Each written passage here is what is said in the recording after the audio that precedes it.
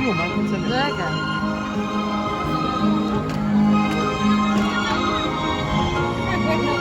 Called senses. These birds can be found in eastern Indonesia, and they are the largest among the white kakatoos. Go, Chama. There you go. The show has officially started. A round of applause for Chama with trainer Rochelle.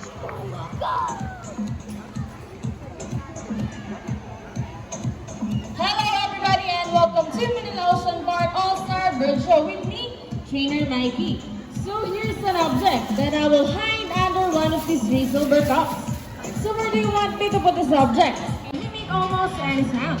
They usually feed on seeds, nuts, salts, and minerals. Do you think Dazzle has the ability to find the hidden object? If it yes, then say you can do it, Dazzle. Go, Dazzle.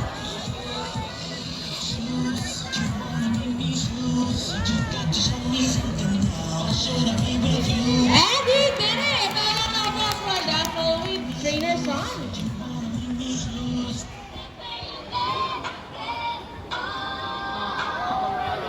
Now for our next featured birds battle. It's Sandy and Rocky, our beautiful birds, green wing macaw. And today, they will battle out who's the best in basketball game. But before we start this battle, I'll be dividing you into two groups. All the girls who cheer for Sassy. Come on, girls, let me say Sassy, Sassy.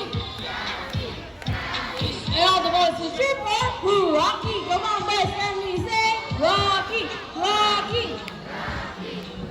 Okay, boys, ready? Trainer, set, go! Here's Rocky on his first ball, followed only by Sassy. Another one from Rocky. And for the last ball, Rocky wins! So, Trainer Jarek, what can you say? You guys lose this time. Hold it. I want another race. Oh, he wants another race, Trainer JB. Are you sure about that? Do you want Sassy to lose again? This time, I guarantee you that Sassy will win. So what race do you have in mind? I want a ring race. So, what is a ring race? The first birds will drop 3 rings into the pole. Fastest is the winner. That is a ring race. So, a ring race it shall be. Remember, that boys already have 1 point. So, girls, let's show louder for Sassy to win this time. We'll be doing this again. This time, our ring race. Ready, set, go! Here's Rocky on his first swing. Another one from Rocky. Sassy pick up the tree. And the winner is Sassy. So, Trainer JB, what can you say? 3 rings at the same time. Hey, you guys cheated! No, we didn't cheat. Sassy is a ring. Also, it's true that girls are more intelligent than boys. A round of applause for Sassy and Rocky with Trainer Jarek and Trainer JB. Just like Sassy green wing macaws are from South America, they are known to be the gentle giants of the parrot family. That is because they are the second largest next to the hyacinth macaws. They usually feed on seeds, nuts, salts, and minerals along the riverbanks. And for the last trick, go Sassy.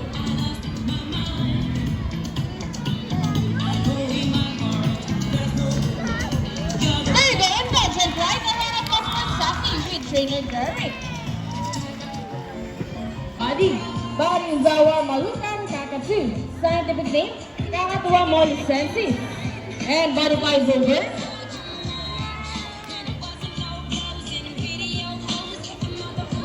And he gets the money and flies back. And I think Buddy will donate the money. Oh, that's fun! So now before we go, I have a question for you. Did you know that Manila Ocean Park is also a rescue center for birds?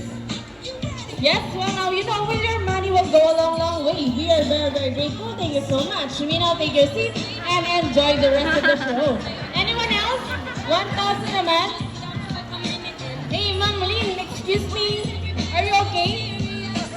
Are you sure? Then why you look so sad? We're just kidding. It's a part of the show.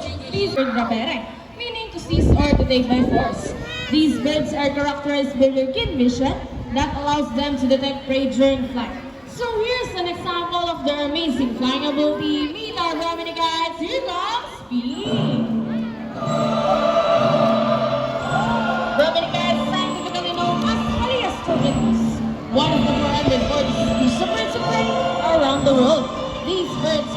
in India, Indonesia, Bangladesh, Pakistan, along China, including here in the Philippines. And here comes Shadow. They are locally known as Lawin or Banog in Visayas region. And as you can see, we have our homing pigeon as well. Homing pigeon has an innate homing ability, meaning they will go in return, so it's nest and mate. How about a round of applause for our remedy guys and the homing pigeons? We believe there is hope. We only not try to take care of friends in the sea, but for also who are landing there as well. Now, who knows the 3 R's? It reduce, reuse, and recycle. Very good. So here's our lovely bird once again. They're going to show us the proper ways to dispose of. Go, buddy. It's a magic number. Because 2 times 3 is... See, if our lovely birds can do it, we believe that so can everybody. Ladies and gentlemen, we all hope you enjoyed our show. Are the birds spectacular? Well, in our own way, no matter how small the efforts, let's take action in saving them from exploitation or even extinction. Please, let's do all our part in saving the world, because remember, this is the only home we got. So let me present the birds and the trainers that made the show possible. Trainer shot with shadow. Trainer shot with speed. And again, I'm Trainer Mikey. Thank you and goodbye. And by the way, guys, please remain in your seats because we'll have a sea lion show. Once again, please remain in your seats and do not cross the yellow line. Thank you.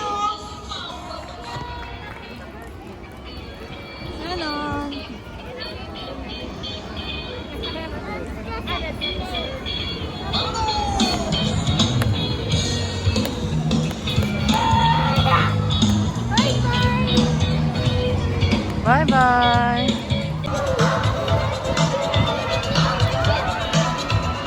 Sana ang sea lion. Hello, everyone. Wake up.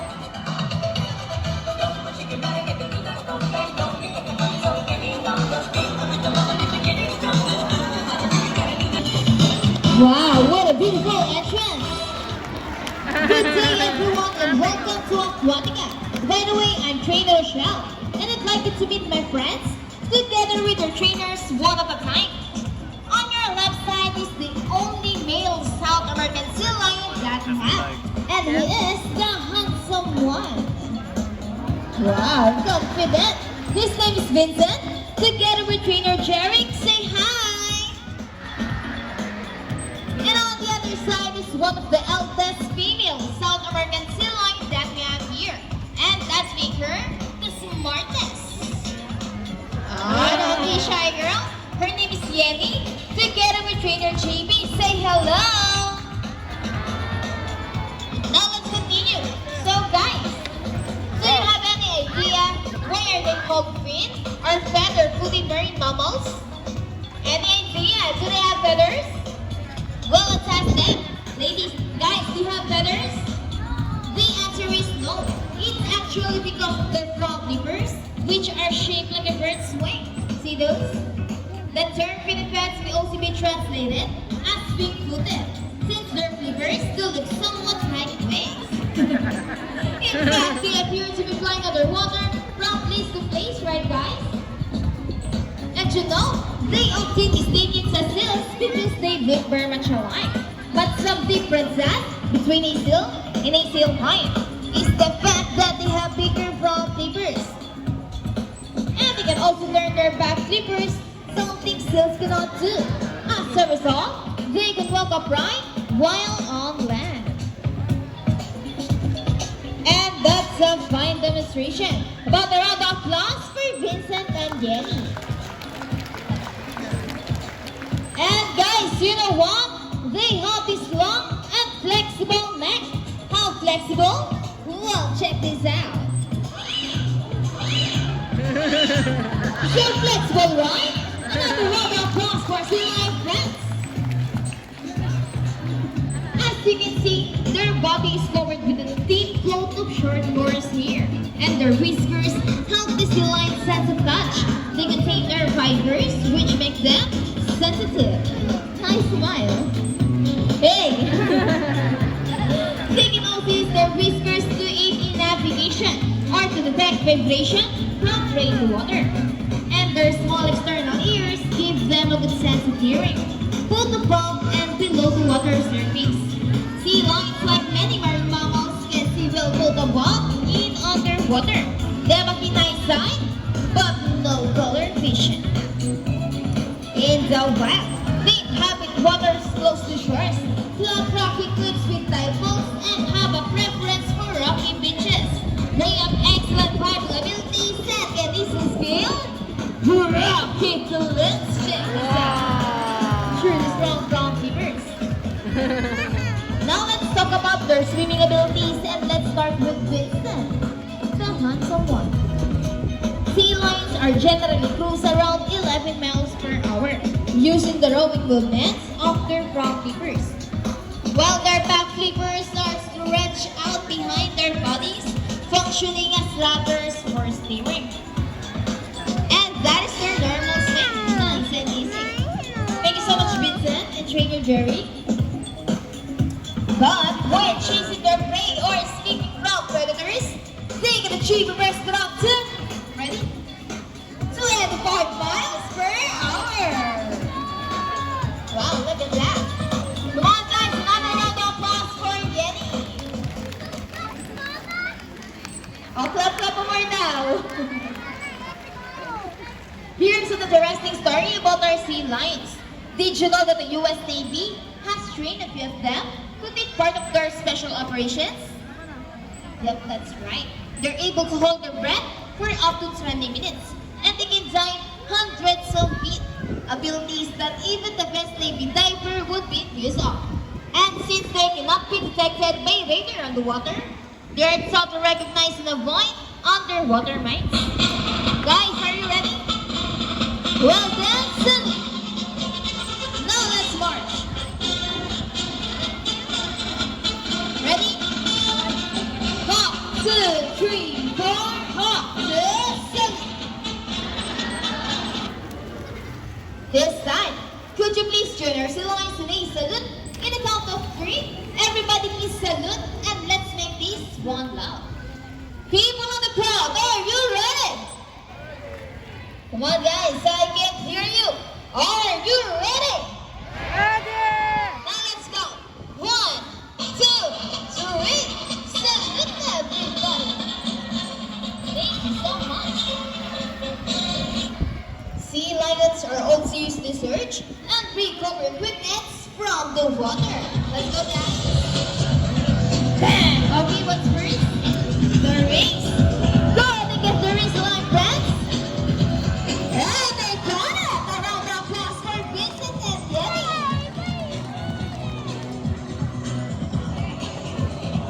Come on, Vincent.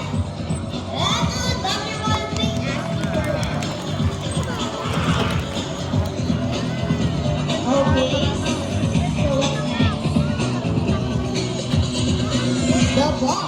How do you think they get the ball? It's a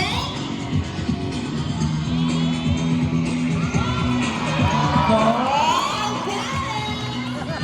Come on, guys. Almost there. Careful.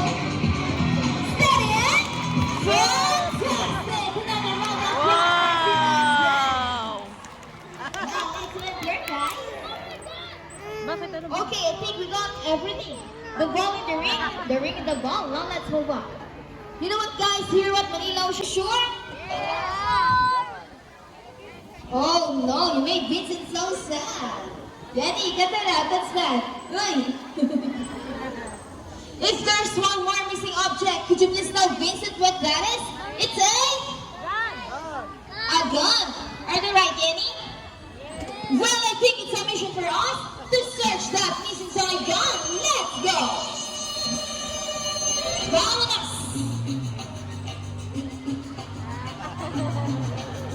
It's a mission impossible! In the water! Oh! Is it there?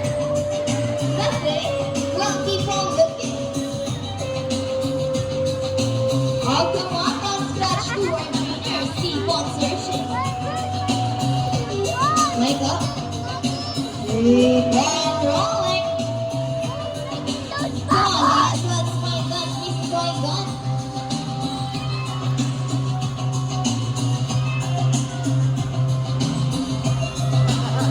Where's that my gun you did?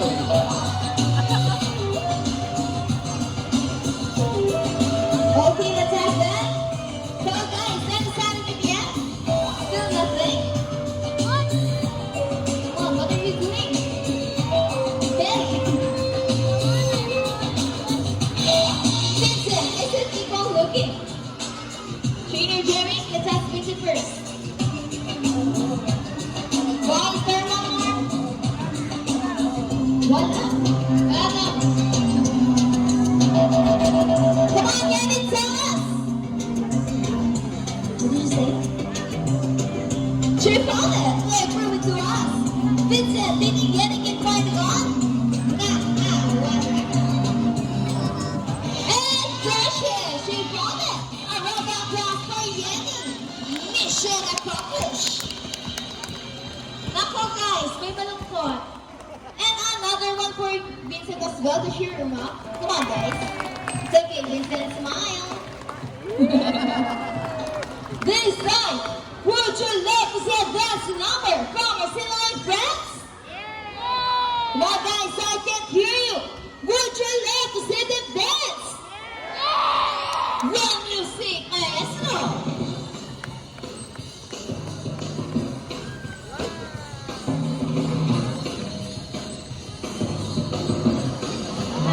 Let's move it!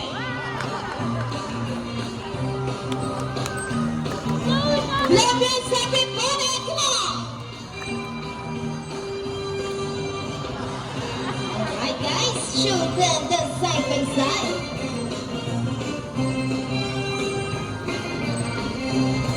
Hands up! Flee for dancing! Into the water ballet, twisted and turning.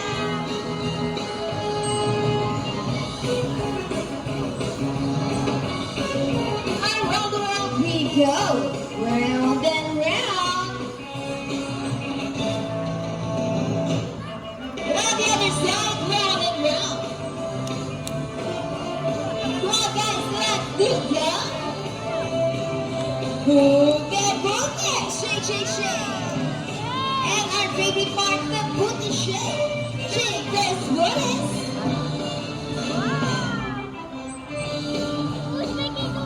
Keep on rolling.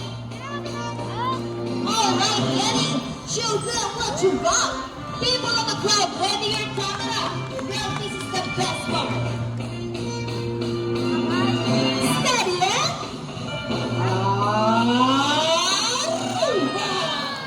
And for the finale. Steady. Come on, let's go. Yeehaw! Around the applause for Vincent and Yenny, and for the trainers as well to the free dance number.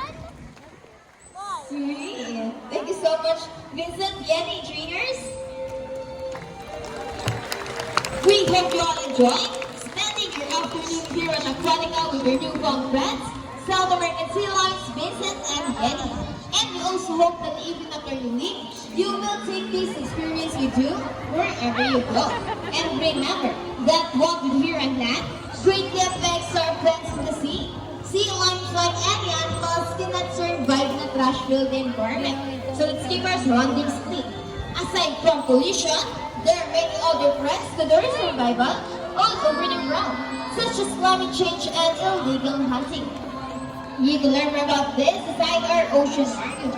Always keep in mind that we're the stewards of our planet and us. Each one of us must do what we can to protect and conserve all the inhabitants of our Mother Earth, including ourselves. So on behalf of Vincent and Trainer Jerry, Yenny and Trainer JB, and all of us here at Aquatica and Manila Ocean Park, we would like to thank everyone for listening us today. We hope you all enjoy.